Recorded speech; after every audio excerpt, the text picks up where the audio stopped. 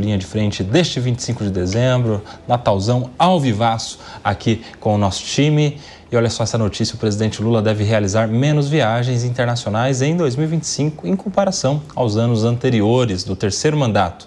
Por enquanto, Lula deve visitar o Japão e o Vietnã no final de março e a França em junho.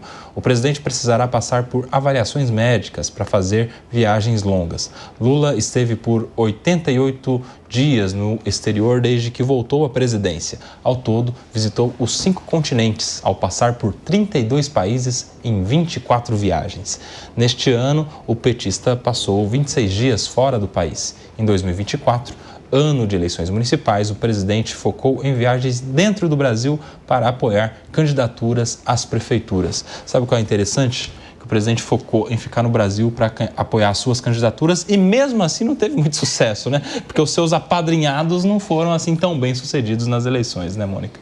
Pois é, assim, algumas questões aí. A primeira é que, no começo do mandato, ele tinha dito que ele ia viajar para recuperar a imagem internacional do Brasil, que tinha sido perdida, e que então ele ia fazer essas viagens, e que quem ia ser o gestor do país seria o vice-presidente Geraldo Alckmin, que haveria aí essa divisão de papéis.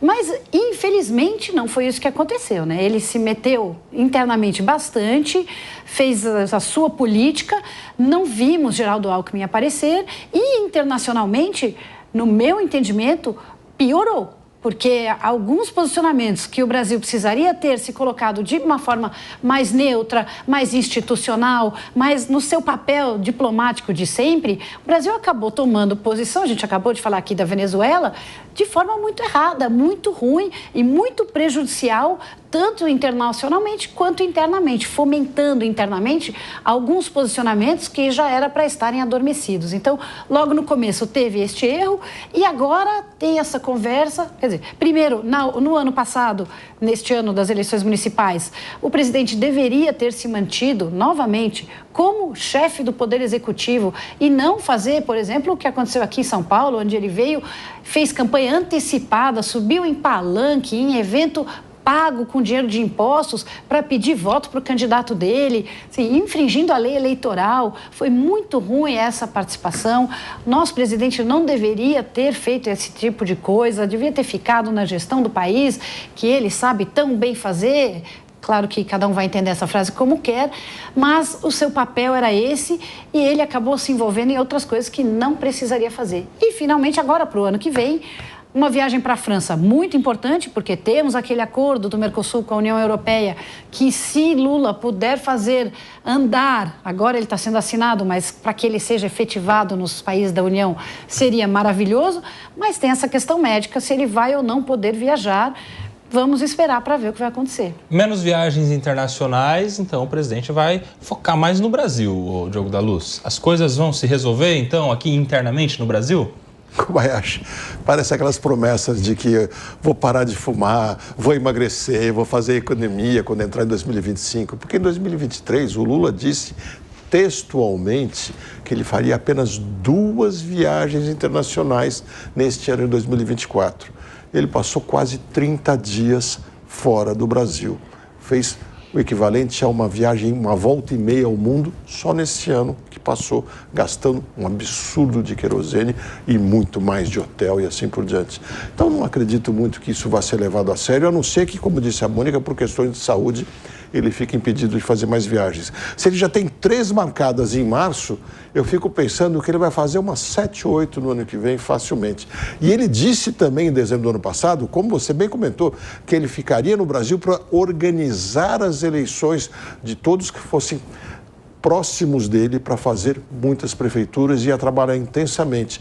E acho que ele foi percebendo, Kobayashi, que ele não tinha adesão quando tentava ir nas cidades, nem mesmo nas capitais, não foi na maioria Aqui na capital, por exemplo, ficou bem ausente o presidente Lula, né? E foi aquele não compareceu mais atuou. tanto. Foi aquele mais atuou. Escolheu a vice, a Marta Suplicy, também esteve bem ausente, não acompanhou o Guilherme Boulos nas andanças pela cidade, enfim, acabou meio que sendo um apoio financeiro, esse sim, PT colocou muito dinheiro de fundo eleitoral na campanha do Guilherme Boulos, de escolha do vice, de não colocar um candidato próprio, mas só também. A presença, o discurso, o empenho não foi tão presente do Lula em São Paulo, pelo menos. Não foi, e veja que foi a mais presente de todas, porque ele até veio a São Paulo, ele até pediu voto antes da hora, deu aquela confusão, tomou uma multa de R$25 mil, muita gente ficou indignada, e é para ficar mesmo. Quando um presidente da República faz de ato consciente uma declaração que ele sabe que é fora da regra eleitoral,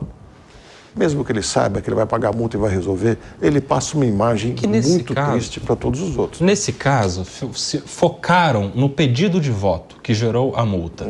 Mas o mais grave não é o pedido de voto, é o uso da máquina pública para pedir o voto. Exato, que é um palanque pago com o dinheiro do pagador de imposto, né, Diogo da Luz? Um dinheiro público, um evento público convocado pelo Ministério do Trabalho, Era no dia do trabalho, 1º de maio, exato. E isso não gerou outras consequências mais graves.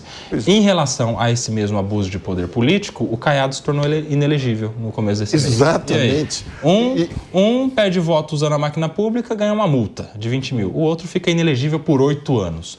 Ou um é muito brando ou o outro é muito rígido, Mônica Rosenberg. É 2 pesos e 2 medidas. É assim que funciona e assim não funciona. Não tem jeito. Enquanto não houver previsibilidade, enquanto não houver estabilidade, equanimidade na aplicação da lei, vai ficar muito difícil. E olha, o nosso Tribunal Eleitoral, eu vejo ele melhorando, mas ainda tem muito o que andar.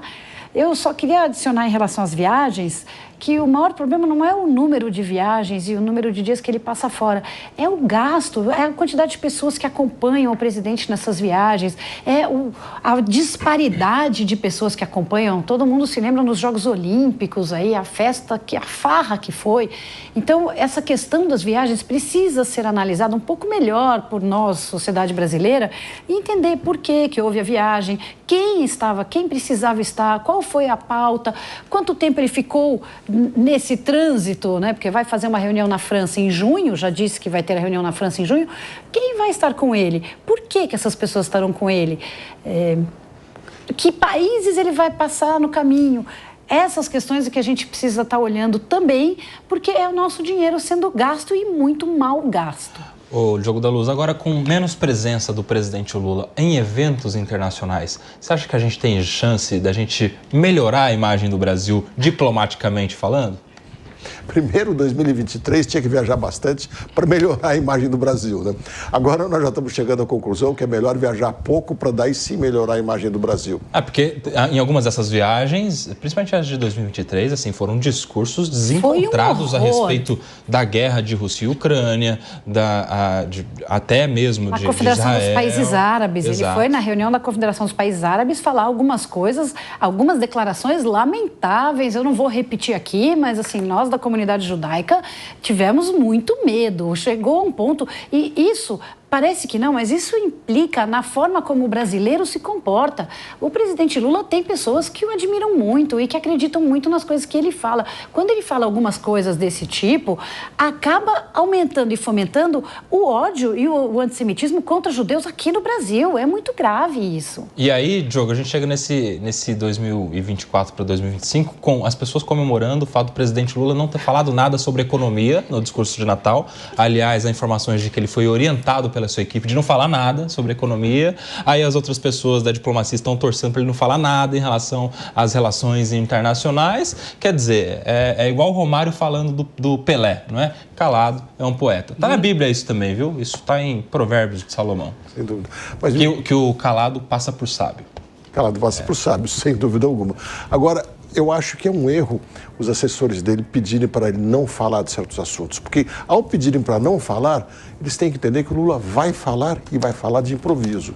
Se eles o treinassem para falar o assunto que ele quer falar, que ele vai falar, mas pelo menos para falar com um pouco mais de propriedade, com um pouco mais de sobriedade, acho que seria um tanto mais seguro para o Brasil e também para que o real perdesse menos valor.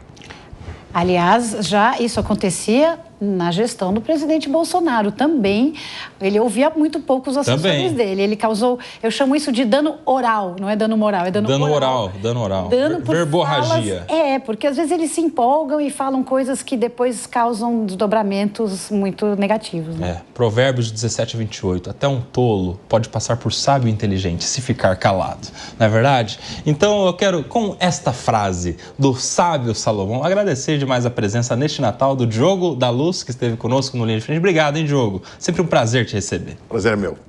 E Mônica Rosenberg, conosco também, neste 25 de dezembro. Eu que agradeço. Eu estou até de verde e vermelho aqui em homenagem ao Natal. Eu que nunca uso verde. É um prazer estar aqui. Olha só.